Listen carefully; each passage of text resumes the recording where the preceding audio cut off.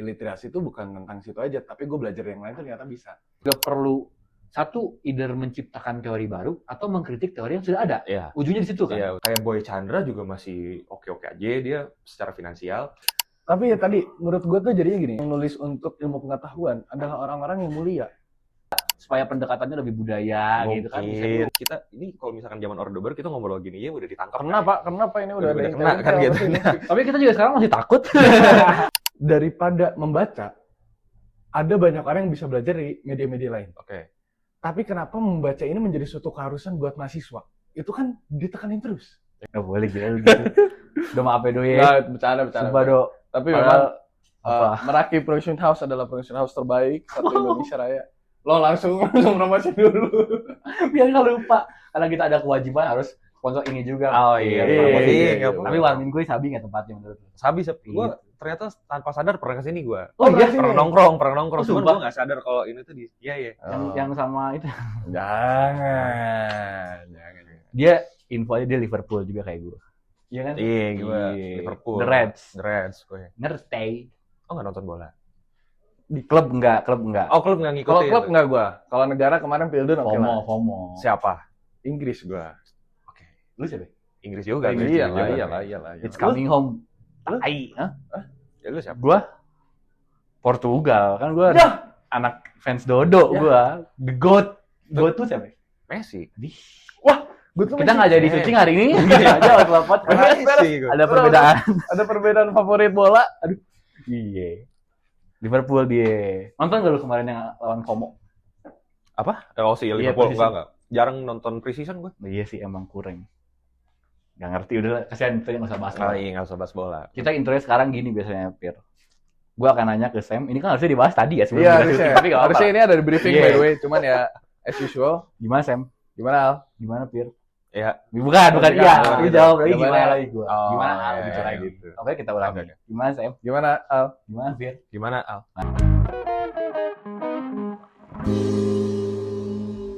Nah gitu. Ah, Nanti itu gua cut tuh. Oke. Gua yang repot. Kok dikasih tahu dapurnya? Kita nyanyi dulu nggak? 17 Nggak usah, Agustus. nggak Ini usah. kita take di hari kemerdekaan lah. Makanya outfit gue.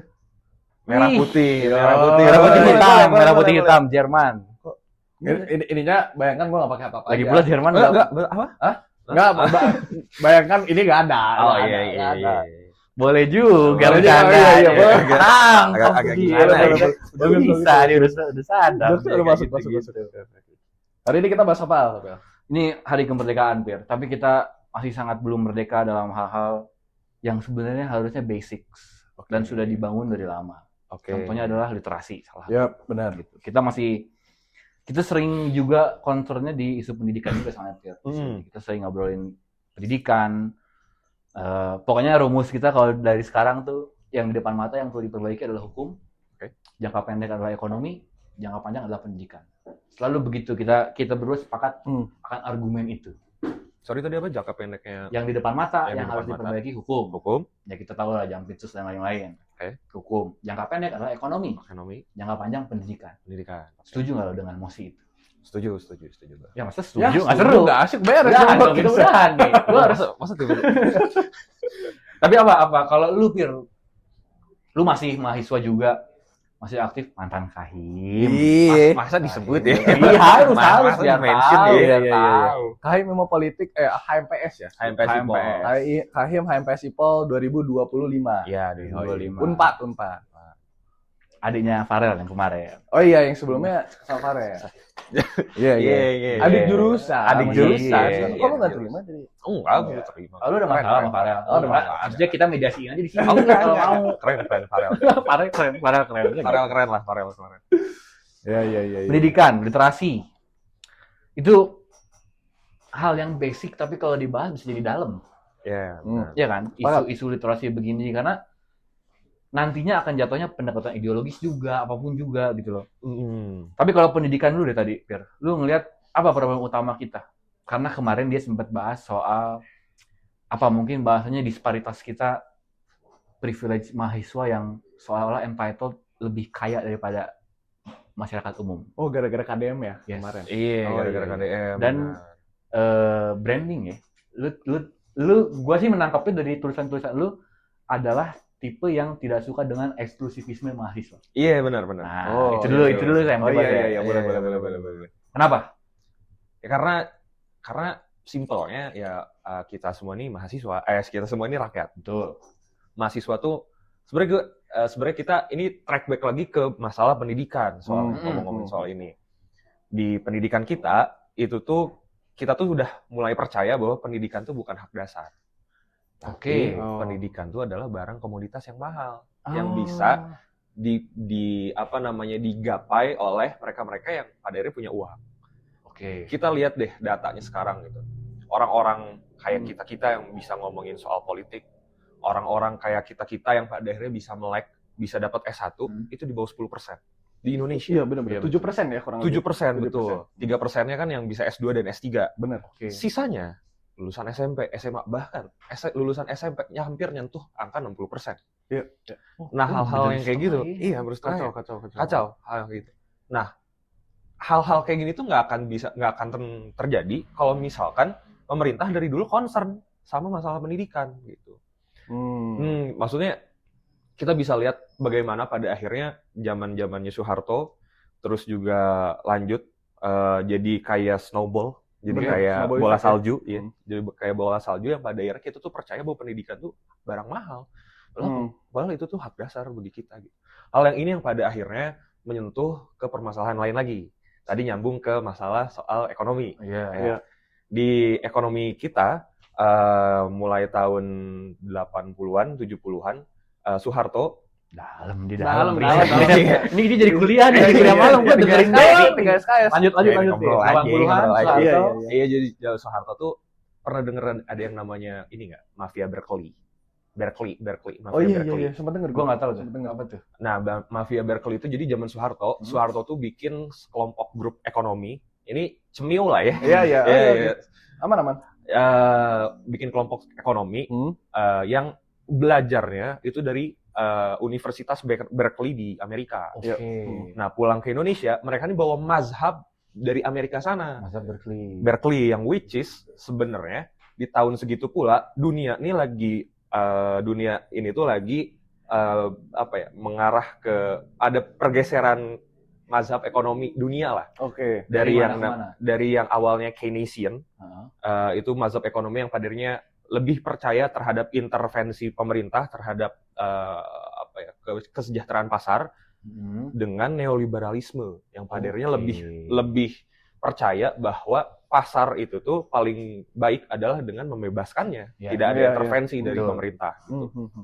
Itu lagi mulai bergeser tuh dari Amerika dan juga dari Inggris yang disebut namanya Washington Consensus lah. Iya. Jadi sekarang ini percaya bahwa dunia ini karena waktu tahun segitu tuh lagi ada stagflasi ekonomi di dunia dan lain-lain yang pada akhirnya bikin bahwa harus ada obat penawar lain nih, dan yaitu neoliberalisme. Uniknya neoliberalisme ini karena tadi membebaskan pasar, membebaskan kapital dan lain-lain, yaitu ya ada tiga konsep intinya itu tuh ada deregulasi, privatisasi dan juga pasar bebas yang pada akhirnya bikin kapitalisme di dunia itu tuh naik lagi karena mereka semakin bebas kan, dibebasin dari negara kan, melejit lah dari situ. Makanya ada yang nyebutnya bahwa neoliberalisme itu sistem ekonomi yang pada akhirnya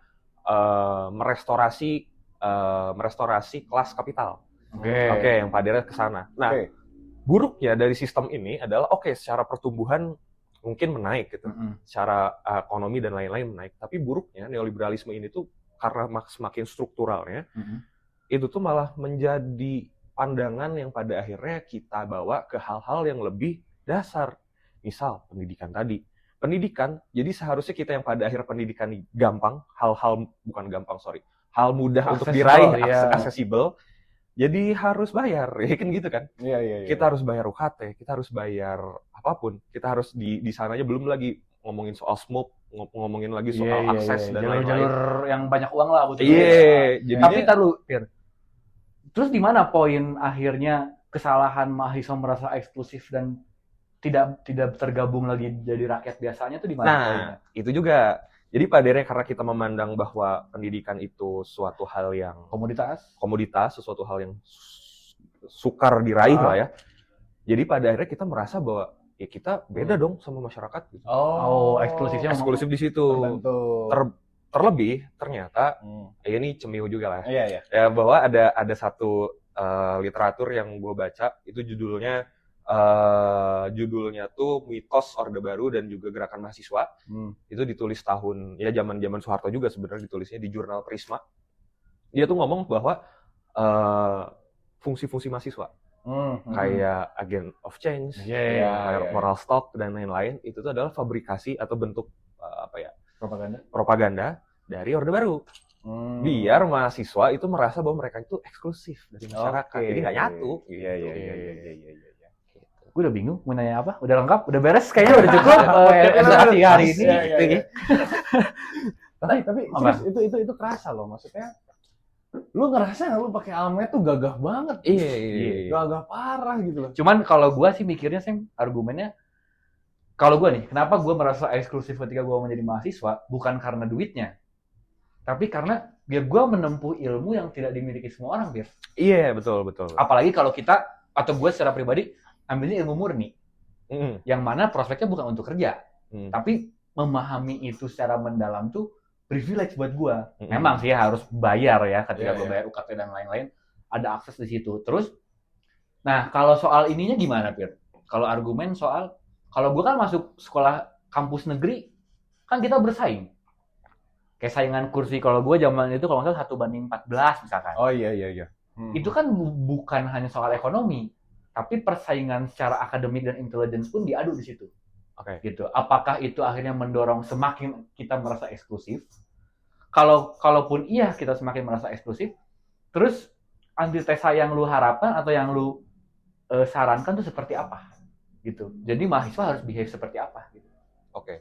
Ya sebenarnya kita juga nggak bisa menafikan lah ya, kalau misalkan memang pada akhirnya ya udah kadung begini gitu, istilahnya udah kadung sistemnya begini, karena pada akhirnya emang harus ada, benar tadi antitesanya tuh harus struktural lagi, nggak cuma ngomongin soal perguruan tinggi, tapi juga dari dasar. Kalau misalkan tadi ngomongnya soal persaingan, itu kan persaingan juga suatu hal yang sifatnya nggak adil juga bagi kita, karena kita nggak tahu kita itu bisa dilahirkan di kota-kota besar, di Bandung, di Jakarta dan lain-lain, yang pada akhirnya aksesibel, lebih aksesibel ke pusat-pusat punya pendidikan, pusat-pusat pendidikan, terus juga lebih aksesibel terhadap pergaulan, juga aksesibel terhadap informasi dan lain-lainnya lah ya, akses lainnya. Yang pada akhirnya hal itu jadi, kalau orang ngomongnya kita kan udah persaingan secara sehat nih, kita udah sifat bahasanya udah meritokrasi banget lah gitu istilahnya. Tapi kan meritokrasi ini apakah dibangun di tanah yang sama gitu? Apakah sama-sama di garis start yang setara? Gitu? Benar. Itu valid bahwa tadi kalau bahasannya meritokrasi itu sebenarnya sistem yang nggak adil juga gitu loh. Itu ada jurnalnya juga. Gini baca gua lu boleh. Boleh. Nanti kita tarik yang lebih berat, dia diem situ. Gue lihat aja ntar aja. Makanya di awal gue keluarin dulu ya. Peluru yang ada keluarin dulu yang ada pelurunya. Tapi valid, maksudnya di Amerika tuh sekarang mereka udah tidak menerapkan sistem meritokrasi karena dianggap usang gitu. Sedangkan kita baru mau bahas. Ini kan kita ketinggalan banget nih ngomongin tentang sistem, apalagi ya itu kan tadi balik lagi ya, masalahnya masalah struktural, mulai dari pendidikan, ekonomi, hukum dan sebagainya, itu udah jadi udah kacau lah Pak menurut gue ya. Bagian situ kita udah mengakar. Makanya jadi pertanyaan tadi, oke, kalau Orde Baru mendorong kita menjadi agen perubahan, kita jadi eksklusif, intinya kita jadi eksklusif semua. Tadi pertanyaannya sebenarnya gimana cara kita mahasiswa nih udah kadung kayak gini, kita harus ngapain? Justru menurut gue bukan mahasiswa yang harus berubah sebenarnya. Sistem yang harus berubah. Iya, benar. Kalau mahasiswa yang disalahkan kan mahasiswa juga sebagai objek. Tapi kan nantinya paradoks. Yang mana? Toh yang nanti mengisi kampusnya mahasiswa ini juga kan. Kurang lebih. Yang jadi dosen di Unpad, ya dulunya mahasiswa Unpad. Valid kan begitu. Maksudnya benar. Nanti ketika kita jadi pemegang kebijakan pun, kitanya udah terlena dengan sistemnya itu loh, gitu. Kayak menjaga idealismenya ini loh, yang selalu jadi challenge kan selalu begitu nggak sih? Iya benar. Kita mengidolakan seseorang, pas nyalek ya udah masuk angin udah, janggal lagi kan, gitu selalu begitu. Rocky Gerung salah satunya. Nah, sekarang saya sudah sangat kecewa ke sana gitu kan. Iya. Bayangin sepintar Rocky Gerung dan dia cuma pakai argumen, harusnya kabinet bayangan tuh pro kapitalistik. Masa begitu doang gitu loh, kayak enggak lah gitu kan, nggak harus begitu. Challenge-nya ini maksud gue saya kayak apa yang selalu hilang ketika, atau nanti lu juga boleh Pir, kayak kita idealisme kita dihadapkan dengan pragmatisme. Kan selalu begitu ya. Dibenturkannya kan selalu begitu mainannya gitu. Seolah-olah harus selalu begitu. Kalau harus diberhentikan, siapa yang paling bisa memberhentikan menurut lu?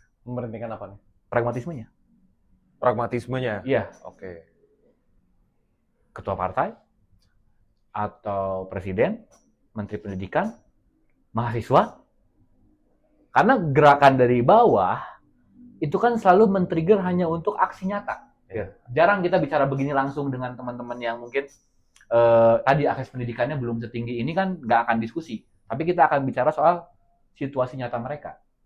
Mereka udah tahu nih mereka miskin, mereka lapar, udah turun ke jalan, kan pasti selalu begitu. Cuman, nah di tahap apa kita bisa membenturkan pragmatisme dan idealisme ini, tapi idealisme yang menang. Nah ini kan terjadi karena ada masalah sistemik kan, gitu loh. Jadi karena ini udah dibangun mulai dari Orde Baru sampai hari ini dirawat juga sama presiden-presiden sebelumnya, masalahnya sudah sistemik, ya solusinya juga harus sistemik.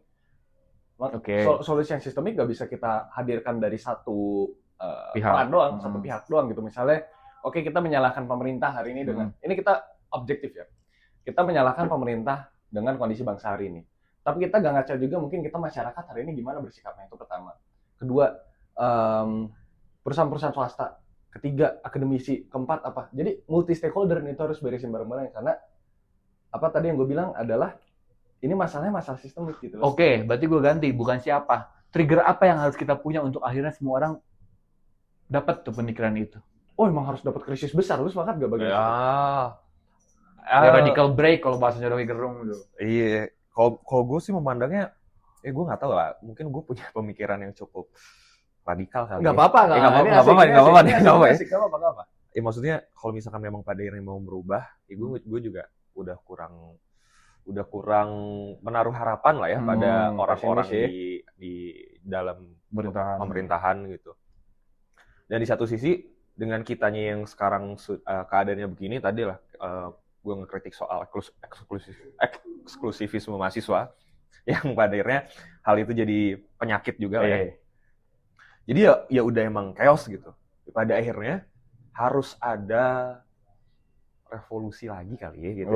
Yang pada akhirnya gue nggak tahu, revolusi ini kan jalan panjang banget deh gitu. Nah gue nggak tahu apakah jalan panjang menuju revolusi jalan panjang, tapi revolusinya kan bentar. Iya, maksudnya menuju revolusi jalan panjang. Nah, prasyarat-prasyaratnya sebelum ke revolusi ini tuh gue masih awam gitu tuh, pada akhirnya memetakan apa aja yang perlu ada gitu. Kalau misalkan tadi ngomong krisis, kalau kita belajar dari sejarah, iya gitu. Banyak banget revolusi besar triggernya dari situ. Cuman pertanyaan kita selanjutnya adalah ketika revolusi ini udah beres, apakah negara itu menjadi negara yang lebih baik gitu?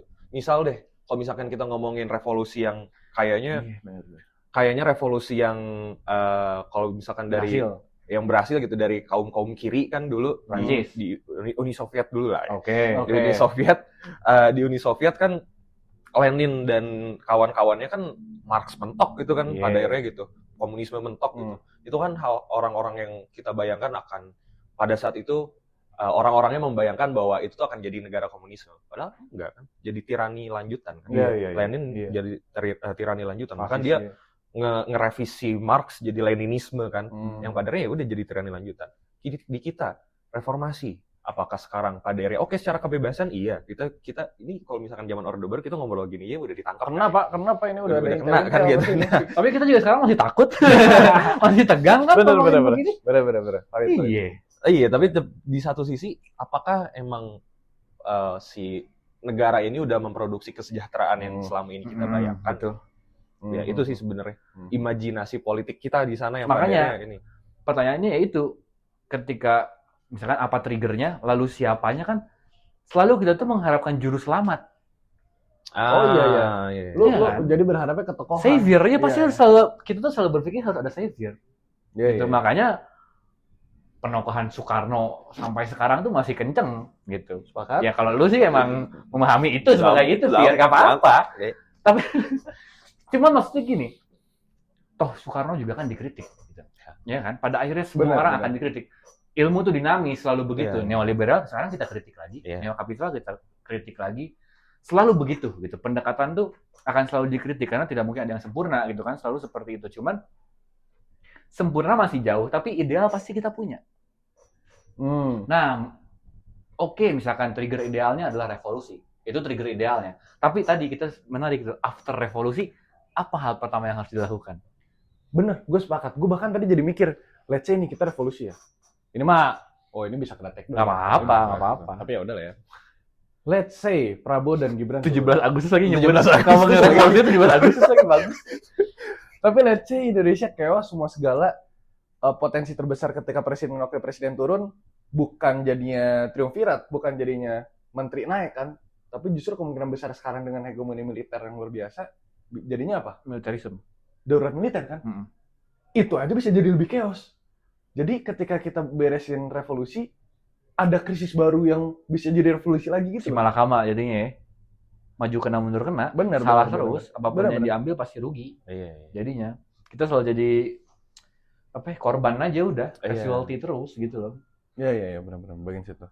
Nah, tapi kalau lu gimana? Lu ngelihatnya apakah akhirnya jadi after revolusi apa yang harus dilakukan?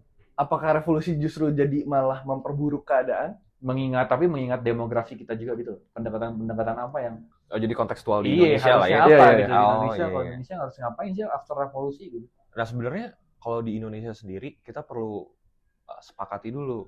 Kita ini apakah memang benar-benar mengindahkan kebebasan, demokrasi dan lain-lain, atau memang pada akhirnya mengindahkan suka diintervensi lah. Antitesa ya, benar. Suka diintervensi sama pemerintah. Antitesanya dari kebebasan demokrasi tadi gitu. Nah, kalau misalkan memang konsensus kita ya, kalau misalkan kita lihat dari animo sekarang, mungkin kalau di kalangan mungkin di kalangan akademisi dan lain-lain, mungkin kan kiblat kita kayak demokrasi banget nih. Yep. Ya udah, kita mengarah ke sana gitu. Tapi pada akhirnya demokrasi seperti apa yang pada akhirnya kita ingin? Demokrasi. Iya, demokrasi seperti apa yang pada akhirnya ingin kita gapai gitu. Apakah demokrasi yang ya udah kayak sekarang gitu kan, demokrasi yang cukup prosedural aja gitu, substansial, mentok barat atau Amerika banget dan lain-lain gitu. Cuman yang paling penting tadi sih, kan demokrasi itu kalau misalkan kan tadi bener tuh berkembang tuh demokrasi tuh. Nah, setahu gua demokrasi itu ada yang namanya demokrasinya siapa tuh yang kemarin baru meninggal tuh? Habermas. Soal demokrasi. Tahu ya, oke. Wah, lu lanjut. Wah, lanjut. Gak ada martabat gue di sini kayaknya. Cuma latah doang aja. Iya, namanya demokrasi deliberatif. Nah, demokrasi deliberatif itu ngomong kualitas demokrasi itu dinilai dari kualitas wacana yang berkembang. Nah, wacana yang berkembang itu seperti apa? Nah, masalahnya wacana yang berkembang dan baik itu tuh memerlukan kapasitas yang juga cukup baik dari masyarakatnya. Merit lagi dong. Pada akhirnya masyarakatnya yang perlu lebih educated. Kan siapa Guevara pernah ngomong, the first duty of revolution is to be educated. Sama kayak Jepang waktu bom. Iya, benar. Diselamatkan guru. Ya tapi ini jadi kecil itu berat juga sih. Cuman ya how to be educated di masa yang suram. Revolusi kan masa yang suram loh. Kita harus lu coba bayangin kita ada di 98, kita sih belum lahir, tapi itu kan suram. Di masa itu gitu. Inflasi, gila-gilaan, pokoknya apapun lah gitu, dari pendidikan, hukum dan lain-lain pasti sangat ada perubahan major. Nah, kalau first duty-nya adalah to be educated, how to be educated di masa yang sesuram itu gitu loh kan. Kayak gimana caranya gitu. Coba kalau lu saya concernnya pendidikan lumayan, dia pemerintahan, skripsinya pendidikan juga kan. Kalau kita bicara se-ekstrim itu enggak, justru ini tadi pertanyaannya bagus, tapi kalau kita back to basic-nya, kalau tadi kita ngomongin masyarakatnya gimana biar educated, justru pemerintahnya sekarang malah anti pendidikan kalau gue lihatnya. Mereka tuh anti pendidikan, anti bisnis yang sehat. Mereka tuh adalah orang-orang seperti itu. Kita sering bilang populisme itu merawat kebodohan. Dan itu terjadi secara faktual gitu kalau sekarang kita lihatnya ya. Karena KDM di Unpad, nah itu chaos. Teman-teman gue yang atom kasihan banget lah. Iya. Mereka bikin gerakan. Tapi jadi FYP mulu TikToknya. Lu parah lu. Cuman ya tadi karena dalam kondisi hari ini di Indonesia kebodohan tuh beneran dirawat. itu literally real gitu loh. Ketika hari ini pemerintah dengan jelas memberitahu bahwa pendidikan bukan jadi program prioritas, itu pertama. Tapi di sisi lain dari pemerintahnya juga chaos urusan pendidikan, masyarakat juga hari ini by the way dari skripsi gue ya, gue tuh neliti deket sini. Pendidikan tuh dananya gede by the way, turunnya. Tapi merekanya nggak mau. Mereka tuh nggak mau berpendidikan. Karena udah dapet duit. Masyarakatnya. Okay. Jadi ada permasalahan sosiokultural gitu di dalamnya dengan menolak pendidikan karena mereka rasa ya itu bukan hal yang gue butuhkan gitu loh hari ini tuh. Yang gue butuhkan apa? Gue butuh makan, gue butuh duit, gue butuh have fun, gue butuh ketemu teman-teman gue. Hari ke hari aja gitu, daily, pemikirannya tuh daily, tidak terlalu jangka panjang. Bahkan revolusi itu kata asing gitu buat mereka tuh. Jadi masyarakatnya hari ini gak tahu akan pendidikan itu sepenting apa, pemerintahnya anti sama ilmu pengetahuan. Siapa ketua wali ya yang kemarin ngomong gitu? Ya, Bung Iwang. Dia kan ngobrol sama jubir buzzernya. Oh, Walhi Jabar, sorry. Atau Walhi Nasional. Yang kabinet bayangan, yang masuk kabinet bayangan. Oh, bukan Walhi, itu Greenpeace. Oh, sorry, Greenpeace. Ya, sorry. Greenpeace ya. Dia ngomong kenapa pemerintah hari itu anti banget sama ilmu pengetahuan. Itu fenomena yang janggal banget terjadi di suatu negara di mana pemerintahan takut sama ilmu pengetahuan. Berarti jawaban dia kalau dari kesimpulan pertanyaan gua, sebelum jauh ngomongin revolusi pun orang-orang aja nggak paham revolusi itu apa gitu kan, gitu karena kebodohannya dipelihara. Selalu begitu gitu. Cuman nah ini makanya kalau menurut lu gimana nih tadi soal pertanyaan after revolusi di masa yang suram how to get educated. Kalau dia kan jawabannya kesimpulannya bahkan sebelum revolusi pun kita aja masih bego gitu. Ya sebenarnya kalau misalkan itu ya benar sih. Pada akhirnya sebelum ngomongin edukasi ya gimana kita ngomongin soal edukasi kalau misalkan sandang pangan aja belum terpenuhi gitu. Nah, tapi solusinya bukan MBG. Iya benar. Sudah pasti. Udah pasti. Walaupun mereka lapar tapi kan solusinya nggak gitu lah gitu. Kan harus ada solusi yang lebih struktural. Kayak tadi misalkan bikin lapangan pekerjaan, bikin pelatihan-pelatihan yang lebih Loh, 19 juta lapangan pekerjaan ya? Ada. 19 juta per ada buat buzzer paling. Benar. Ya sebelum ke pendidikan emang harus terpenuhi dulu lah tadi sandang pangan mereka juga di rumah punya pekerjaan yang layak. Hari ke hari mereka juga bisa beli beras dengan tidak mikir bahwa besok harus makan apa. Emang harus hal-hal dasar itu dulu lah gitu yang pada akhirnya terpenuhi. Primer betul. Habis itu ya baru pendidikan karena setelah itu manusia kan maksudnya apakah kita sebagai manusia emang selalu harus berhenti pada udah makan kenyang apakah beres? Kan enggak kan. Adanya universitas sekarang, adanya ilmu pengetahuan sekarang itu kan lahir atas dasar ketika manusia sudah terpenuhi kebutuhan dasarnya lalu apa forward gitu. Jadi ngulik tuh di situ gitu. Pada akhirnya ke sana lah. Mungkin pada akhirnya benar tadi ketika pemerintah memelihara kebodohan ya karena lumbung suaranya kan di sana. Suaranya kan di sana pada akhirnya. Dan salah satu metode paling efektif untuk memelihara kebodohan adalah batasi membaca buku. Benar. Itu benar banget. Itu kan literasi itu di situ. Mungkin sebenarnya literasi definisinya tidak sesimpel baca buku ya. Literasi itu cara kita memahami sesuatu. Tapi dulu lu kejamanan nggak wajib baca buku 5 menit sebelum dia masih kejamanin. Lu ada kan? Ada nggak sekolah lu? Ada kan 5 menit sebelum mulai sekolah tuh baca buku? Oh ada. Enggak, kalau gue dijadiin apel. Oke. Kayak mapel ya kita deh ya. Kita kayak mapel cuman di perpustakaan baca. Ya gitu kan. Makanya gua nggak baca. Kalau gua nggak baca. Berarti program yang memaksakan pun tidak efektif. Tidak terjadi sama. Iya. Dipaksakan untuk baca buku wajib 15 menit sebelum sekolah tetap aja ternyata. Iya betul. Nggak men-trigger anak-anak itu untuk sering baca buku. Dan pilihan bukunya pun kan dibebaskan. Rata-rata jujur teman-teman gue sih saat itu Bandung pastinya Dilan semua. Novel Dilan. Ya nggak apa-apa, Dilan baik. Nggak apa-apa ya. Nggak apa-apa, bagus. Tapi kan untuk di ranah pendidikan, baca Dilan. Tapi menurut gue, kalau ngomongin literasi, menurut gue kemauan untuk membaca tuh harus dimulai dari buku apa aja. Betul.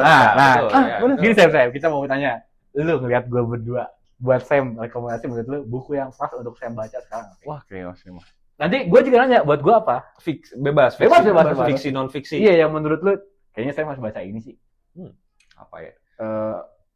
Selain Al-Quran lah. Jangan. Masing-masing aja kalau itu. Ini Animal Farm baca nggak? Baca awal-awal. Oh, baca awal. Animal Farm. Orwell? Baca awal-awal. Baca awal. Okay. Di Perpus Jal gua. Oh, di Perpus Jal. Nah, itu aja. Kenapa itu? Ya maksudnya itu padernya kan tadi ngomongin soal bagaimana memelihara kebodohan dan lain-lain. Itu kan dalamnya kontekstual banget ya. Dan itu tuh pembawaannya ya menarik gitu. Iya, benar. Menarik untuk dibaca. Buat gue, Pir. Apa ya? Buku. Apa ya? Shinchan. Masih. Oh, yang buku yang berat, majalah Bobo. Masih apa? Ini kan serius gila apa? Ancika. Oh. Lanjutan sih. Mungkin kalau buat lu karena lu juga dari sosio ya? Iya. Dari sosio. Jadi gue bingung sih. Di otak gue ada buku apa aja gitu. Kalau misalkan ngomongin tadi, kalau misalkan Animal Farm itu kan ngomongin soal pemeliharaan kebodohan dan lain-lain gitu. Kalau mau bukunya ini agak lama ya, nggak apa-apa. Kita bersiul aja, bersiul. Biar nggak dead air. Tar, gue bingung. Kalau gue sih lagi baca sejarah filsafat Barat. Russell. Yang gue pengen banget baca adalah Mukadimahnya Ibnu Khaldun. Tapi aksesnya agak susah tuh. Gue nggak tahu tuh kemana tuh buat minjem buku itu jarang banget. Karena kan versi Islam atau versi Timur Tengah pendidikan di Islam itu awal sosiologi itu kan di Ibnu Khaldun, bukan di Auguste Comte. Makanya gue pengen baca Mukadimah Ibnu Khaldun. Di situ tuh katanya sebelum Durkheim dia sudah bicara fungsional struktural. Jadi menarik tuh untuk gue pengen baca buku itu, tapi aksesnya gue nggak tahu tuh harus kemana tuh untuk baca. Kayaknya soalnya agak susah deh. Mukadimah Ibnu Khaldun tuh cukup eksklusif itu buku tuh. Nggak tahu sih kalau online nih. Atau ini kalau tadi when mention sejarah filsafat Barat ada yang lebih mudah bukan lebih mudah diikuti karena gue juga baca filsafat Barat kan agak susah jujur ya. Bahasa-bahasanya ini dunia Shopee. Mas Stoik. Nggak Stoik. Iya sih, ya sejarah juga bener. Dunia Shopee. Iya. Merangkai itu dengan novel ya. Iya. Oke Fir, sekarang kita bahas ke buku ya. Gimana cara lu membedah kayak gini? Gua adalah orang yang berpikir bahwa baca buku tuh harus berat. Oke. Jadi kayak, ngerti gak sih? Jujur aja, gua sih ngakak baca buku kayaknya nggak akan pernah terjadi. Ngerti gak? Kalau baca buku komedi atau novel, komik gitu kayaknya enggak sih gua. Ngerti gak sih? Kayak, gua mikirnya baca buku tuh harus educated, harus ada isinya. Oke.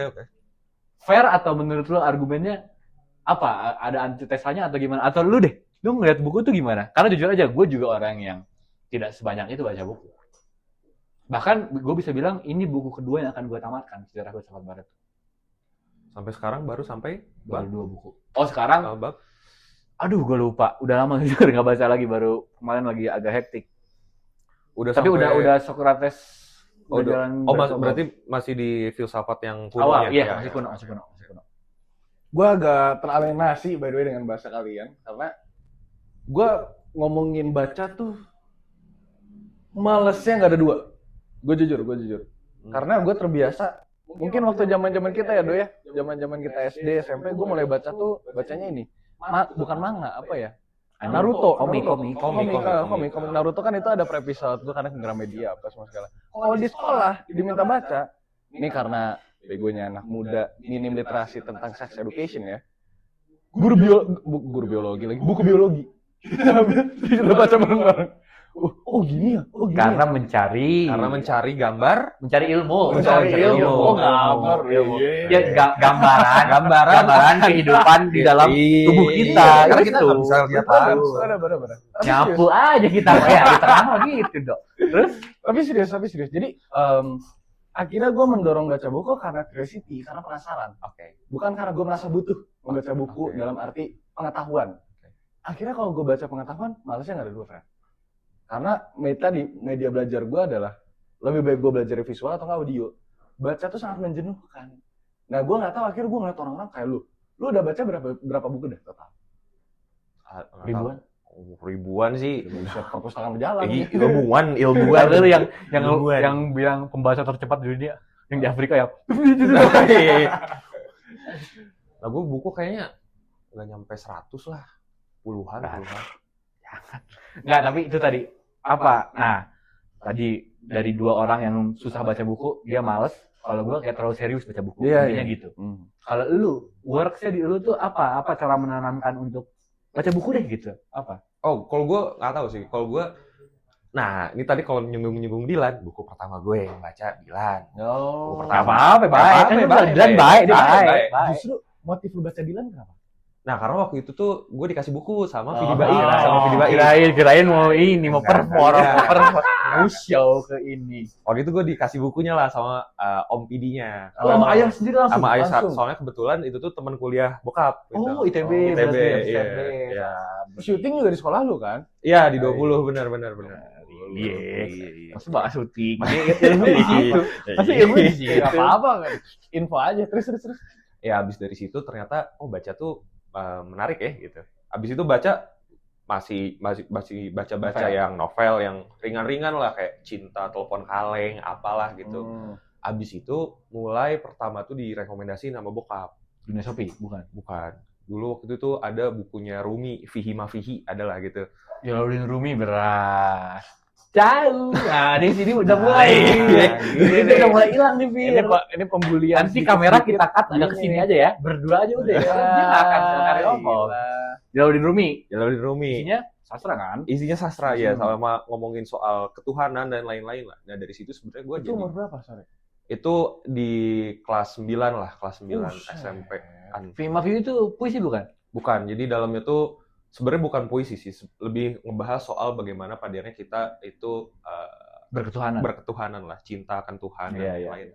Dari situ gue jadi mulai ketagihan akan gue jadi pengen tahu lagi soal sesuatu nih gitu. Konteks dikit, Jalaluddin Rumi itu dari Arab Islam, bisa dibilang sastrawan dan filsuf lah. Iya. Dari Islam. Sufi lah, ada Sufi. Ya, bahasanya Sufi kalau di.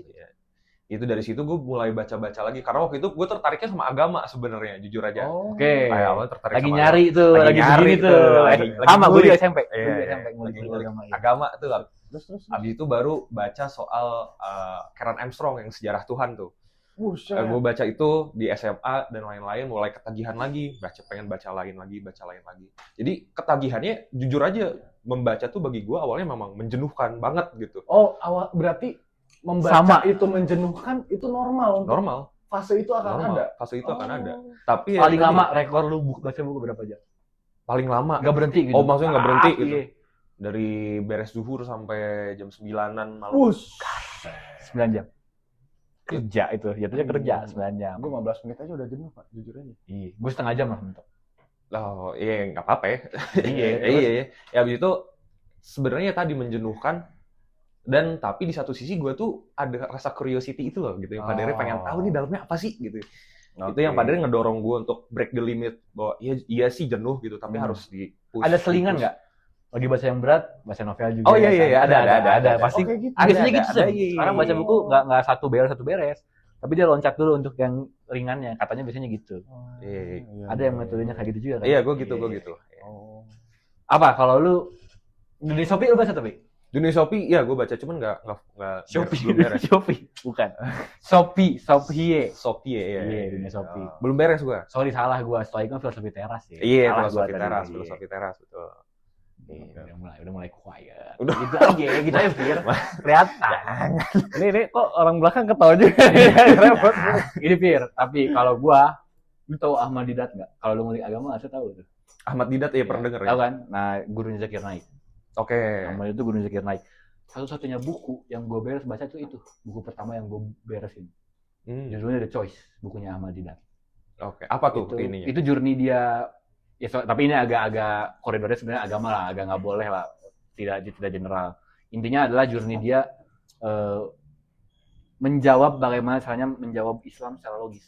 Ketika ada orang meragukan Islam tuh, dia jelasin journey-nya bahwa dia nggak bisa jawab bagian ini, terus dia belajar lagi ternyata jawabannya ini. Jadi journey-nya Ahmad Didat sampai akhirnya dia benar-benar paham dan bisa berargumen soal bahwa Islam itu agama yang paling benar. Itulah intinya kurang lebih kayak gitu. Itu salah satu jawaban gue akhirnya gue beragama Islam juga sih sebenarnya, yang agama Islam by choice gitu. Bukan by keturunan aja. Itu ya kurang lah, tapi koridornya terlalu agama lah untuk dibahas lebih lanjut. Cuman kalau lu apa ya, buku yang ya meski lu nggak harus beres lah, tapi yang memorable buat lu apa ya? Waduh, memorable. Selain Naruto lah, jangan Naruto, gila. Oh ini. Atau nggak ada nggak buku yang lu tertarik tapi susah aja buat mulai nih? Ada gue ini. Gue yang gue baca tapi gue skip part ya sesuai kebutuhan gue jadinya. Gerakan sosial pemberdayaan masyarakat sipil. Gue baca itu. Karena itu gue dikasih tahu sama senior, saya lu sebagai aktivis, ini bisa jadi buku pegangan lu. Karena di dalamnya dikasih tahu cara manajemen forum, cara manajemen kepemimpinan, gitu-gitu semua segala. Jadi konteksnya self development kalau gue. Dan itu lebih works bagi gue. Jadi gue baca karena gue butuh, dan itu fokus gue jadinya bisa sejam gue baca kayak gitu. Nah tadi sebenarnya gue bakal masuk lagi ke fase menjenuhkan baca ya. Gue yakin mungkin di sini coba, Dok, lu satu sekolah sama gue, lu baca buku ada gak yang sampai beres? Oh ada saya. Buku apa? Harry Potter. Oh iya, tapi oke. Gue agak insecure dikit terusan pengen banget. Enggak, tapi gue mau ngomongin karena menurut gue baca buku ketika lu butuh, lu baca itu udah oke menurut gue. Oh iya. Itu start gitu kan. Iya. Karena nanti makin lu dewasa, lu kan makin merasa bahwa aduh gue kurang. Benar. Bagian situ. Iya. Gue masuk kuliah tuh gue bener-bener kaget ketika gue nongkrong semuanya bawa buku. Dan gue megang HP itu gue cilang-cilang. Busetnya orang-orang pinter-pinter banget. Tapi kalau mungkin ya akhirnya gue sadar literasi itu bukan tentang situ aja, tapi gue belajar yang lain tuh ternyata bisa. Nah, justru jadi pertanyaan gini, Biar. Daripada membaca, ada banyak orang yang bisa belajar di media-media lain. Tapi kenapa membaca ini menjadi suatu keharusan buat mahasiswa? Itu kan ditekanin terus. Kenapa, Fir? Karena yang paling ilmiah. Iya, karena coba elaborasinya gimana? Jadi lengkap bener. Iya bener kan. Jadi sebenarnya buku, jurnal dan lain-lain itu tuh adalah manifestasi ya, dan yang versi non fiksinya ya, maksudnya yang versi mahasiswanya adalah hal yang paling mudah untuk kita telan, satu pemikiran besar kita telan dalam berapa ratus halaman gitu. Kalau misalkan YouTube dan lain-lain kan kita pertama dari podcast dan lain-lain itu nggak ada metode dan etika yang mungkin pada akhirnya lebih kaku dari strukturnya dari buku kan. Kalau misalkan kita ngomongin buku, jurnal kan kayak pengutipan itu harus benar tahunnya dan lain-lain. Sistematika penulisannya dan diperhatikan kan. Dan hal-hal itu yang pada akhirnya menjaga kemurnian pemikiran itu sendiri, bukan kemurnian, kesahihan gitu si pemikiran itu sendiri gitu. Itu sih sebenarnya yang pada akhirnya sebagai pelajar ya. Gitu. Tapi menarik kalau bicara bahwa itu menjaga kemurnian, tapi membelenggu juga nggak sih kreativitas ilmunya? Gimana tuh? Gini. Oh, karena terlalu kaku. Betul gitu. Iya. Gue sih tidak merasa kalau nanti someday gue baca buku, atau gue bikin buku bahkan, gue tidak akan mencari struktur dan metode. Gitu. Gue tidak peduli kayak sejarah filsafat barat, penulisan Babel bener atau enggak, cara dia menjelaskan ilmiah atau enggak, kutipannya real atau enggak. Tapi gue merasa, menurut gue ketika gue baca buku dan gue menyerapi itu, gue bukan menghafal, kan gue harus memahami. Iya. Ya kan? Gitu. Yang penting kan di tahap pahamnya. Jadinya tuh membelenggu gitu loh, struktur penulisan ini tuh kadang. Gue ngerasanya gitu, Phil. Kayak gue bikin skripsi aja paling repot di bagian revisi sistematika penulisan. Iya. Udah mulai kerasa lah ya. Nah, lu juga akan mulai tuh kan, atau bikin jurnal esai pernah lah dengan struktur itu. Setuju nggak, atau menurut lu justru memang harus tetap dijaga? Iya, kalau menurut gue ada beberapa buku-buku baik yang padahal memang tidak melalui sistematika yang sahih kayak sekarang. Misalkan kayak buku-bukunya dulu ada namanya Wittgenstein, dia tuh nggak bikin buku tuh nggak kayak sahih kayak sekarang gitu, ada kutipan baik dan lain-lain. Dia tuh bikin 7 argumen aja dan nggak ada kutipan, nggak ada nggak ada sistematika kayak sekarang lah ya. Dan itu benar, maksudnya itu diakui, bahkan Bertrand Russell aja sampai ngomong bahwa itu tuh salah satu karya fenomenal gitu di sejarah filsafat barat. Nah, kalau misalkan di konteksnya di kita, itu tuh hanya untuk memastikan bahwa ini tuh lu mikir tuh bener nggak sih? Kan nggak semua orang sepintar Wittgenstein kan istilahnya gitu kan. Nggak semua orang sejenius siapa. Reputasi orang gitu. Dan itu yang padarnya jadi kayak ngasih secure nih ke kita bahwa oh ini pemikirannya baik nih gitu misalnya. Kalau misalkan ada buku-buku, gue nggak mau sebut nama bukunya ya. Tapi ya maksudnya ada buku-buku yang pada akhirnya gue pertanyakan, maksudnya kenapa Contoh. Ada, iya. Ini nggak apa-apa gitu ya. Apa-apa, gila nggak apa-apa nyantai. Sejarah dunia yang disembunyikan. Jujur itu menurut tahu nggak lo? Sempet denger gue. Salah satu teman kita ada yang punya buku itu, ada teman kita yang punya buku itu. Kenapa? Konspirasi. Iya, jadi jatuhnya konspirasi. Kan itu hal-hal yang klaim-klaiman. Apa itu beneran kebenaran yang pada akhirnya secara rumit dikonstruksikan atau ya udah klaim aja. Kan kok klaim aja nggak harus dia yang nulis, kita juga bisa. Iya. Ya itu janggal sih. Janggal. Tapi akhirnya banyak menggugah pikiran orang. Iya, untuk pada akhirnya nyari tahu ya. For good atau bad, tapi itu menggugah pikiran orang juga, tapi Fir. Nah, menurut gua di mana underline-nya ketika ini kalau tulisan lah, bahasanya tulisan yang ilmiah atau akademis, borderline-nya di mana ketika gue sih ngerasa kayak gini, apalagi kalau misalkan levelnya udah disertasi atau di tahap itu ya yang udah tinggi, kan pada akhirnya kita juga perlu satu either menciptakan teori baru atau mengkritik teori yang sudah ada. Iya. Ujungnya di situ kan. Iya, betul. Kan butuh originalitas. Iya. Berarti kan di tahap apa kita berhenti mengutip, kayak tadi siapa Wittgenstein kayak gitu. Kalau sekarang gimana cara mempraktikkan itu gitu loh, gue ngerasanya, tapi itu masuk akal ya, kayak ketika tadi bilang metode penulisan ini tuh untuk minimal ngukur kita bahwa ya orang ini ada isinya, dia tahu dan dia ngulik itu gitu kan, sama iya, ilmunya, bener, dia pintar akan hal itu. Tapi itu yang gue nggak ngerti, di tahap apa akhirnya kita stop mengonsumsi pikiran orang dan kita akhirnya memproduksi pikiran kita sendiri gitu loh. Ketika si pemikiran orang itu menurut kita udah jenuh. Jadi misal gini, misal nih kita ingin ngekritik, taruhlah apa ya, ngekritik kapitalisme lah ya, kapitalisme, atau enggak kita ngomongin soal ngekritik neoliberalisme tadi gitu. Ketika kita ngutip orang ya, ketika untuk pertama kontekstual, gitu. Secara konteks tuh kita mau ngomong apa sih? Yeah. Kedua adalah ketika pada akhirnya kita punya pemikiran baru gitu. Jadi misal nih, kita punya tesisnya taruhlah tadi neoliberalisme gitu. Dan itu harus kita kutip kan, neoliberalisme menurut siapa, neoliberalisme itu bentuknya apa dan lain-lain gitu, dampaknya apa dan lain-lain. Kita bangun antitesanya gitu di sana gitu, sebagai ngekritik atau bikin teori baru lah. Itu kan yang pada akhirnya ada di S2 dan S3 gitu. Ya, walaupun jujur gue juga nggak tahu ya, karena belum di titik sana, ini kesotoyan gue aja. Bener. Ya di sana ketika ya kita udah masukin argumen penantang kita di sana gitu. Kan argumen kita nggak usah kita kutip dari mananya. Secara kontekstual iya kita kutip dari A, dari B, dari C, dari D. Misal kita ingin argumen kita dibangun atas dasar demokrasi apa gitu, atas dasar nilai-nilai apa. Nah, apakah si demokrasi dan nilai-nilai ini udah ada yang mikir sebelumnya gitu? Karena kita kan akan selalu dinamis ya, betul, akan selalu berdiri di teori orang lain gitu. Iya. Karena nothing new lah sekarang. Nothing new, gitu. Udah mentok udah kasarnya mentok, gitu. Iya. Terakhir siapa tahun 2000 mungkin orang-orang neoliberalisme, teori-teori apa sih kalau sosiologi gue lupa lagi namanya. Posmo, iya, yang gitu-gitu juga itu kayak 2000-an masih paling terakhir tuh kalau nggak salah, seingat gue. Iya. Tokoh-tokohnya beberapa ada yang masih hidup tapi muda, sekarang kan umurnya udah profesor kayak kita gitu. Ini gue bahas masih nangkep nggak? Don. Ini gue coba geser dikit ya. Kalau misalnya gue bukan geser karena gue nggak paham. Ya lu ngomongnya sana.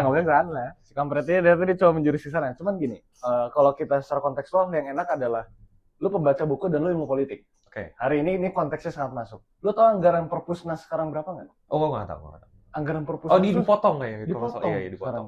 Terus dipotongnya cukup signifikan dari presiden langsung. Dari APBN kan ke Perpusnas sekarang dipotong.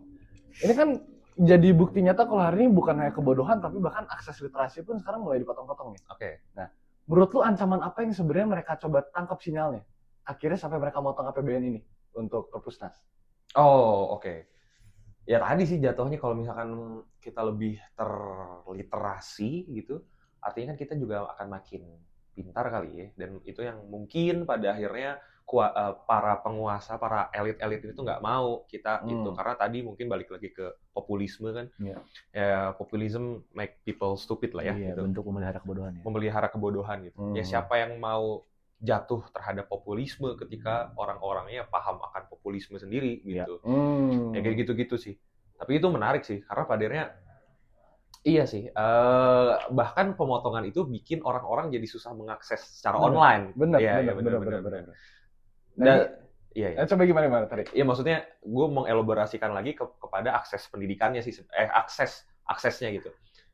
Kalau misalkan pada akhirnya kita di Indonesia kan cuma satu ya, pusat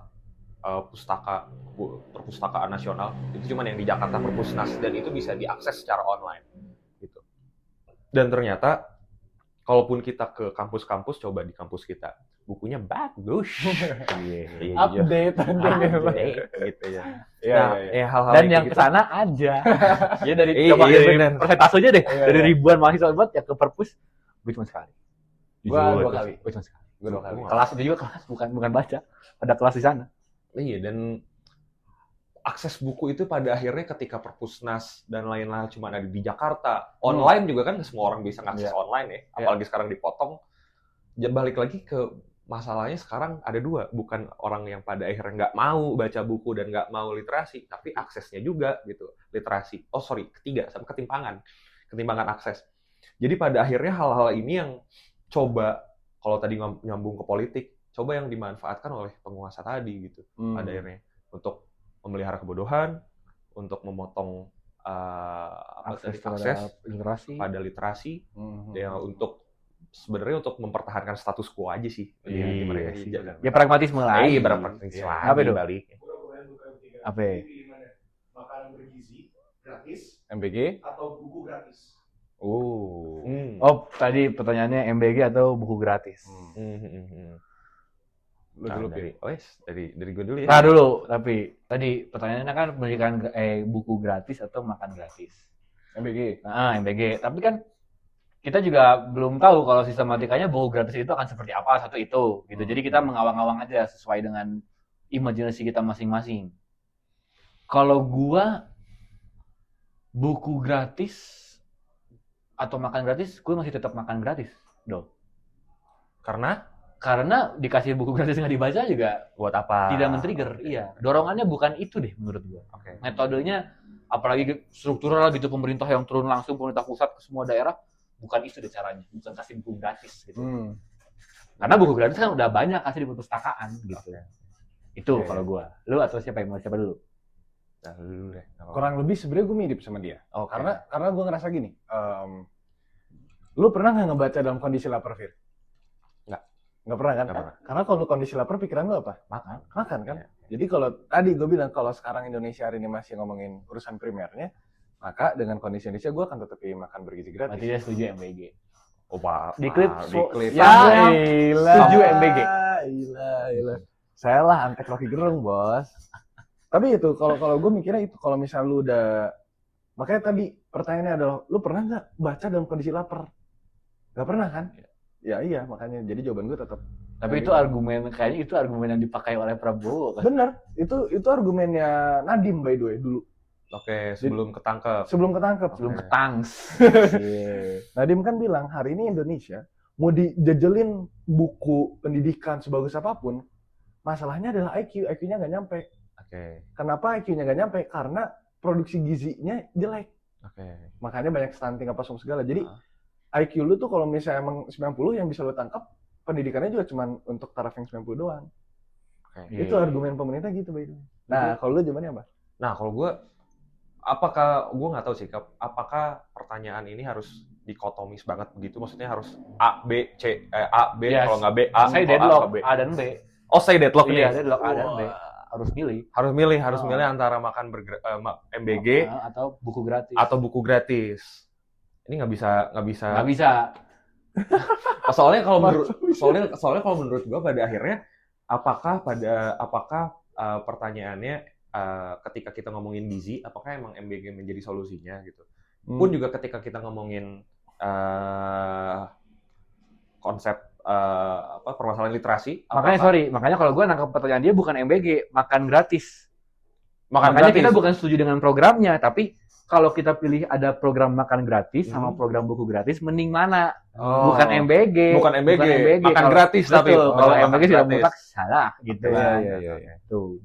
Makan. Kalau gitu gimana? Makan gratis. Makan gratis. Dengan keadaan kita yang sekarang makan gratis. Melihat situasi sekarang. Nah, ini jadi menarik. Ada teman gue by the way, sama wakil gue, Sei, kalau lo tau. Oh iya. Nah, Sei itu kan dia sastra Jerman. Dia tuh bilang gini, Bang, kalau gue bisa nulis buku ini bakal gue jual dengan harga yang sangat murah, dan kalau ada orang yang nge-copy ilegal, secara ilegal, gue gak apa-apa, gak bakal gue tuntut. Dan itu viral banget di Twitter. Karena orang-orang banyak gak sepakat. Banyak orang yang bilang, inilah kenapa orang gak mau nulis di Indonesia. Lu sepakat gak? Soal buku ini menulis jadinya bukan baca ya. Jadi konteksnya sebagai penulis. Itulah kenapa jadi penulis sekarang di Indonesia nggak kaya, karena banyak yang nge-copy. Dia medium juga banyak dia. Ya kan? Iya, medium. Nulis di medium banyak. Gitu. Oke, banyak yang copy gitu. Banyak yang copy. Jadi nggak apa-apa murah. Yang penting orang baca dulu dah gitu, mungkin kalau saya gitu kan argumennya. Iya. Tapi dalam konteks penulis nih. Iya. Gue mungkin cukup agak dia tegang karena ini niche dia. Ini pas market dia, Sam. Jadi dia bingung. Gak apa-apa, ini gak ada jawaban salah, Pir. Nanti aja. Maksudnya gue takut menyinggung para penulis gitu loh. Gak apa-apa, gila gak apa-apa. Coba apa? Orang dikit tuh. Yang masih hidup enggak, sorry. Maksudnya kalau dari gue lebih percaya kepada akses yang lebih mudah sih. Iya, karena kalau misalkan pembajakan itu adalah antitesa dari tesis bahwa penghargaan karya, bukan, bahwa akses itu adalah suatu hal yang sulit, akses buku gitu. Misalkan beli beras aja susah, apalagi beli buku sih gitu. Istilahnya gitu kan gitu. Nah, kalau misalkan tadi semurah-murahnya buku berapa coba? 20.000, 30.000? Ya, let's say segitu. Let's say segitu, 20.000, 30.000. Banyak di orang Indonesia masih susah untuk beli buku segitu. Iya. Beli beras sekilo sekitar berapa sekarang? 13.000, 14.000, 15.000. Situ aja masih susah, apalagi beli buku gitu. Nah, makanya gue tuh selalu respect sama ini biar nggak terlalu menyinggung penulis banget lah ya. Bagus, selalu respect netral gitu. Apa ya? Punya stance aja. Ya kalau misalkan gue makanya selalu respect sama apa tuh Stihub. Oh iya, itu website itu ilegal buat jurnal, jurnal dan buku, atau enggak misalkan kayak Zlib sih, Anas Archive dan lain-lain, itu kan bikin orang jadi lebih mudah untuk itu adalah website yang tidak boleh dipakai ya teman-teman. Iya, itu contoh buruk ya teman-teman. Gini. Itu contoh buruk ya teman-teman. Gitu. Tapi yang tadi masalahnya ya tadi akses gitu. Maksudnya di satu sisi kalau ngomongin penulis, jadi kompleks banget sebenarnya. Karena ngomongin penulis juga butuh kesejahteraan. Di satu sisi orang yang beli buku juga belum sejahtera. Gitu. Nah, berarti itu membuat suatu kesimpulan kalau lu nggak bakal bisa punya prospek kerja sebagai penulis di Indonesia. Oh, bisa-bisa aja. Tetap bisa-bisa aja. Tetap bisa-bisa aja. Karena copywriter kalau sekarang. Maksudnya penulis dalam konteks apa nih? Penulis buku. Oke. Ya bisa-bisa aja, masih bisa. Tapi nggak mungkin sih orang gaunya nulis buku doang. Pasti dia punya cabang-cabang lain. Mungkin. Yang gue tahu kayak Boy Chandra juga masih oke-oke aja dia secara finansial. Terus siapa lagi Ziggy, itu alumni Unpad BTW. Ziggy namanya susah lah ya. Itu anak FH. Dan itu tahu gue tahu ya. Iya, dan itu cukup settle juga secara buku. Sebenarnya masih bisa karena ya walaupun pada literasinya kurang gitu. Literasinya kurang, tapi ya si pasarnya masih ada gitu, orang-orang yang beli buku itu masih ada. Kenapa ketawa mulu? Nggak tahu, sorry. Aneh banget. Tapi ya tadi menurut gue tuh jadinya gini, ini sorry ya, gue tanpa mendiskreditkan para penulis ya. Gue ngelihat orang yang nulis untuk ilmu pengetahuan adalah orang-orang yang mulia. Oke. Gue ngeliatnya kayak gitu. Kenapa? Jadi gue gak ngeliat mereka tuh nulis itu untuk duit. Gue gak ngeliat mereka tuh nulis itu buat mereka makan besok pakai apa. Tapi gue ngeliat mereka tuh nulis itu for the greater good. Besok mau kita mengedukasi publik tentang apa, semua segala kayak gitu. Jadi bahasanya gue adalah, ini mungkin bisa didebatkan ya. Menjadi penulis tuh nggak bisa jadi prospek kerja sebagai yang tunggal. Ladang nyari duit bukan. Ladang nyari duit tuh bukan, nggak bisa jadi penulis gitu. Karena dengan kondisi sekarang tadi makan aja susah, gimana baca buku, beli buku gitu loh. Tapi ya tadi, nah ini sebenarnya debatable. Menurut lu gimana? Apakah penulis tuh sekali lagi adalah pekerjaan yang mulia dan jangan mengharapkan duit dari situ? Tapi menurut gue di sisi lain, selain mulia atau enggak, ada ego juga, ada pride. Apa tuh maksudnya? Loh, untuk di kalangan akademisi produksi buku tuh. Iya. Prestis. Dokter ngeluarin buku tuh. Iya, Dok. Atau magister ngeluarin buku tuh, itu adalah penghargaan. Jadi kalau ada ego. Bikin buku gimana? Nggak tahu kali itu. Prabowo Ya baik juga kali isinya baik. Baik aja mungkin baiknya. Baik. Secara niat pasti baik lah ya. Secara niat mah baik. Tapi kita semua juga tahu teori itu sangat mudah untuk dikatakan, tapi praktiknya kan selalu begitu sebenarnya gitu. Cuman praktik yang amburadul juga akhirnya kan kayaknya dia juga nggak ngutip bukunya sendiri gitu loh. Iya kan? Iya. Gitu. Secara praktik dia nggak pakai base teorinya yang dia sebutkan sendiri gitu, apalagi Prabowonomics dan lain-lain lah gitu. Meski janggal Anda mengklaim sendiri nama Anda sendiri sih di teori yang kamu janggal ya. Karena seingat gue kalau kayak masa-masa nomics apa-apa tuh bukan dianya yang ngeklaim, ngerti nggak sih? Iya. Nanti ketika ada penerus-penerusnya kayak Marxis gitu kan, ya bukan Marx kagak ngomong, ayo jadi Marxis nggak gitu, ngerti nggak sih gitu kayak. Jadi kalaupun someday Prabowo ekonominya sukses, ya ntar aja orang nyebut Prabowonomics ntar, jangan sekarang lu ngeklaim Prabowonomics gitu. Kalau menurut gua. Nah, tadi apa pertanyaannya? Lu menarik masuk ke tadi yang dosen tadi pada Pride dan lain-lain, karena menurut gua ini kampus tuh mati dalam cengkeraman birokrasi gitu istilahnya. Setuju. Gitu. Gue sangat setuju. Karena pada akhirnya kita dikejar untuk publikasi berapa, dikejar untuk, ini bukan hanya mahasiswa ya, tapi juga dosen, dikejar harus publikasi berapa, dikejar harus bikin buku. Dan yang jadi kacung adalah mahasiswanya yang disuruh cari data.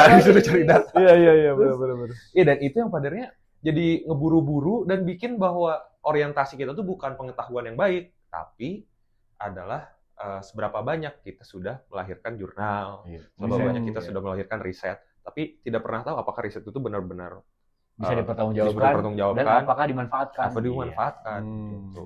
Karena banyak banget yang kejadian di Unpad tuh ketahuan lah dosen-dosennya. Kayak misalkan ngomongin Persib kemarin yang revisi tahun 33. Iya, itu kan dosen Unpad kan, dosen sejarah. Iya, dosen sejarah. Nah itu kayak gitulah. Dosen bokap gue juga itu. Oh iya. Senior. Yang revisi senior. Tapi di kalangan alumni sejarahnya pun debatable. Debatable. Sejarah Persib lahir itu kapan? Yang nggak ngerti loh. Emang debatnya apa? 1933 kan? Iya, 1933 sama 19 berapa gue lupa. 17. Iya, segituan.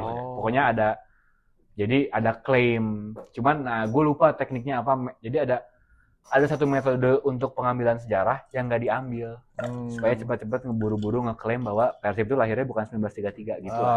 Itu jadi perdebatannya di situ. Di keilmuan sejarahnya ada metode tertentu yang harusnya prosedurnya itu diambil gitu. Tapi itu nggak diambil, makanya diperdebatkan. Dan itu juga jadi mainan politik juga kan? Iya, mainan politik juga. KDM juga dia pengen show lah di situ. Bahwa dia juga Persib banget gitu. Jadi ada taji juga di situ dia main. Iya. Sama ada ini juga publikasi dosen Unpad tuh, itu menarik juga nih. Yang mana? Jadi ada publikasi dosen Unpad ngomongin soal climate change dan lain-lain lah ya di jurnalnya Malaysia. Terus masalahnya si dosen-dosen itu tuh dosen-dosen nggak apa-apa gue sebut. Nggak apa-apa. Dosen-dosen FIB lah. Dosen-dosen FIB yang mereka ini kepakarannya kan sastra ya. Tapi dalam jurnalnya itu ngomongin teori-teori matematik, hitung-hitungan. Dan mereka ini jadi penulis kedua, ketiga, keempat gitu. Penulis pertamanya itu orang Malaysia, yang mana mereka ini emang dia tuh pakar gue lupa judulnya apa. Itu ada tuh, pernah bahas gue sama beberapa orang di Nangor. Tapi isi jurnalnya oke atau enggak? Isi jurnalnya oke. Cuman yang dipertanyakan itu kepakaran mereka nih ngapain di sana? Apa kontribusinya? Nggak apa-apa juga kalau revisi copywriting kali. Ya nggak apa-apa. Biar tulisannya lebih Iya benar. Bisa kan? Bisa sastra. Bisa. Atau enggak supaya pendekatannya lebih budaya gitu kan? Mungkin. Tapi itu jadi menarik, Fir. Ini misalnya kayak gini. Lu ilmu politik, lu sosiologi, gue ilmu pemerintahan. Tapi misalnya kita bertiga nih mau nulis suatu jurnal, kita bahasnya tentang kesehatan. Apakah boleh? Janggal sih. Ya boleh. Boleh atau enggak boleh. Tapi dalam kesahihan apa maksudnya? Dalam validitas apa, prosedur apa yang pada akhirnya kita bisa mumpuni di sana. Pasti kan pun kesehatan kita akan bicara kesehatan di kacamata sosial politik. Iya, betul. Bukan bikin tesis kita mau ngasih vaksin baru, nggak bisa kalau begitu. Obat kanker nggak bisa. Nggak. Paling kayak gitu. Kita mau review AI kan nih, apa nggak usah? Gak usah lah. Gak usah ya, ngobrol lagi aja. Apa masih ada pertanyaan lagi nggak? Udah sih gua. Udah. Paling closing statement berarti sekarang. Gimana Pir? Pir, dari tadi kita awal bicara pendidikan ya, krisisnya seperti apa, concernnya yang masih sangat minim dari pemerintah gitu, memotong anggaran perpustakaan dan lain-lain, literasi yang makin kacau juga gitu, pembatasan terhadap akses membaca buku, bukan hanya dari anggaran loh. Kayak kita aja sekarang dengar kata komunis masih sangat-sangat kacau. Iya. Karena kan bukan begitu, komunis itu harusnya dipelajari gitu. Justru kalau Soeharto pintar, dia bikin propaganda bukan melarang komunis, tapi dia jelek-jelekin komunis jelek-jeleknya. Kalau dia mau lebih pintar harusnya kan begitu. Nah, di luar itu semua lah, Pir, kita harus juga trigger tadi. Lu harus baca buku karena harus tercerahkan. Baca buku tuh kita perlu untuk pada akhirnya kita tahu bagaimana dunia bekerja, bagaimana kita harus membuat dunia menjadi lebih baik aja. Itu kan pada akhirnya tujuan akhirnya gitu. Kita ingin menjelaskan dunia bekerja bagaimana, dan kita juga ingin merubah dunia itu ke keadaan yang lebih baik gitu. Dan bisa dimulai dengan mempelajari ilmu pengetahuan, which is salah satunya medianya ya membaca buku. Oke. Menurut lu baca buku penting karena? Akhirnya gue tercerahkan jujur tadi kata Zafir, karena gue secara pribadi yang bukan orang baca buku, akhirnya gue sadar buku itu bukan tentang apa yang jadi teori di dalamnya semua segala, tapi gimana caranya otak lu tuh bisa berpikir secara terstruktur dalam satu buku gitu loh. Yeah. Nah itu yang gue sadari bahwa kerangka pemikiran gue mungkin hari ini masih ada yang bolong-bolong karena mungkin gue belum baca buku sampai tuntas. Kalau baca buku awal-awal mungkin ya ngisi, tapi kerangka pemikiran gue jadi nggak utuh gitu loh sebagai satu buku gitu. Jadi kalau misalnya mungkin ya beres ini harapannya next episode gue udah bisa ngomongin buku kayak iya. Bisa berbaur. Kacau. Giliran gua. Oh ya, lu gimana? Baca buku emang penting. Tapi lebih penting bikin program yang kayak MBG dan Kopdes. Udah gitu aja kalau gua.